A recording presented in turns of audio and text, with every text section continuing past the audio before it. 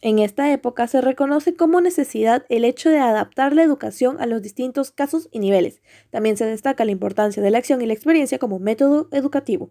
Por su parte, Rousseau critica las prácticas educativas memorísticas, así como destaca su preocupación por la educación de la mujer. Del mismo modo, Comenius defiende la escolarización obligatoria hasta los 12 años y señala las ventajas de la enseñanza elemental de la lengua materna. Por otro lado, el castigo físico era el medio de corrección, y Henry IV escribió que aplique el castigo físico tantas veces como sea necesario, porque puedo asegurar por mi propia experiencia que nada me ha hecho tanto bien en la vida. Existen dos perspectivas del infante que se contraponen en esta época, la de la corriente empirista filosófica y la de Rousseau. La primera tuvo la idea de que el ser humano es como una tabula rasa al nacer y que por medio de las experiencias y hábitos se forma. Es decir, el niño no nace bueno ni malo, sino que todo lo que le llegue a ser y ser dependerá de sus experiencias. La segunda se refiere a que el niño es bueno por naturaleza, que nace así, y es la sociedad la que puede llegar a pervertir sus buenas intenciones. Rousseau tiene la perspectiva del niño como un ser con características propias. Él nos dice que el pequeño del hombre no es simplemente un hombre pequeño. Por otra parte, en esta edad se resaltaba la necesidad de la transmisión y conservación de las creencias del rol de la mujer, las cuales giraban en torno a ser buenas esposas y buenas hijas relacionados al servicio doméstico.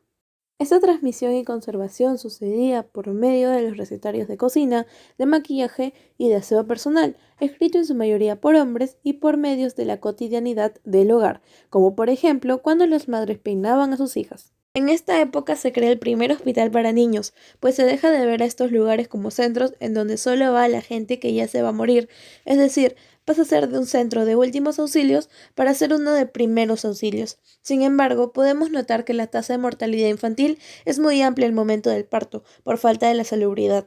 A esto se le suman las constantes muertes de niños en sus primeros años de vida. Este es uno de los motivos por el cual las mujeres tenían constantemente hijos, pues también significaba tener privilegios.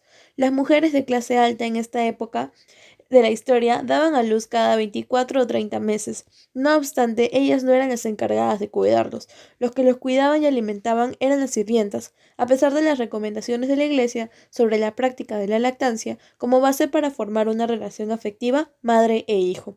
Entonces, si el propio Papa y la iconografía cristiana incentivaron este acto, ¿por qué aún algunas madres se negaban a hacerlo? Es simple, porque para la sociedad aún se creía que esta era una práctica denigrante, pero debido a las nuevas enfermedades que se intercambiaban en el descubrimiento de los nuevos lugares, las madres preferían alimentar a sus propios hijos y así evitar que sean contagiados a través del pecho de las nodrizas. Debido a esta problemática, también surgen las primeras fórmulas como alternativa de la leche materna. Relacionado a ello, se empieza a consumir nuevos productos como consecuencia de las colonizaciones, tales como maíz, papa, etc.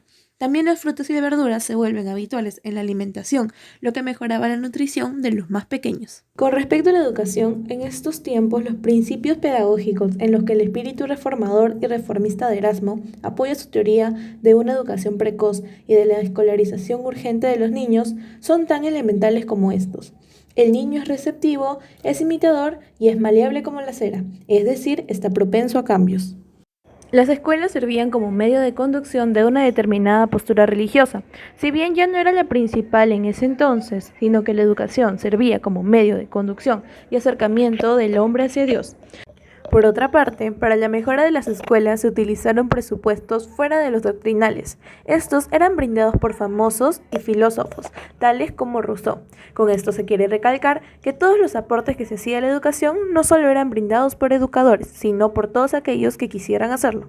Asimismo, no faltaron los primeros representantes humanistas como Vives, Giginta o Pérez Herrera, quienes extendieron la responsabilidad social y la preocupación pedagógica a los reyes y mandatarios en cuanto a la asistencia, empleo y corrección de los niños pobres, huérfanos, pícaros y vagabundos, pues según algunos teólogos, se decía que un niño ignorante ponía en riesgo su fe y era proclive a la herejía.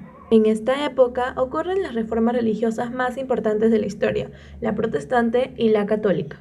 La protestante representa tres causas principales. 1. Los abusos de la Iglesia tardomedieval.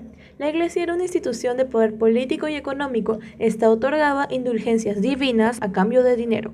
2. El nominalismo. Guillermo de Ockham plantea la idea de que solo la Biblia era el fundamento para la fe y la salvación. Lutero toma esta idea para poder implantar su propia doctrina posteriormente.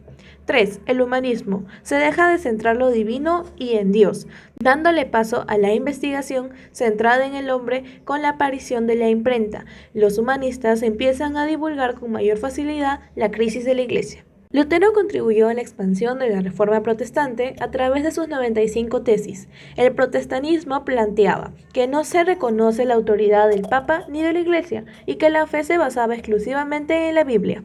Frente a estas protestas, la Iglesia realiza la Reforma católica, en la cual se reafirma la autoridad del Papa y de los obispos.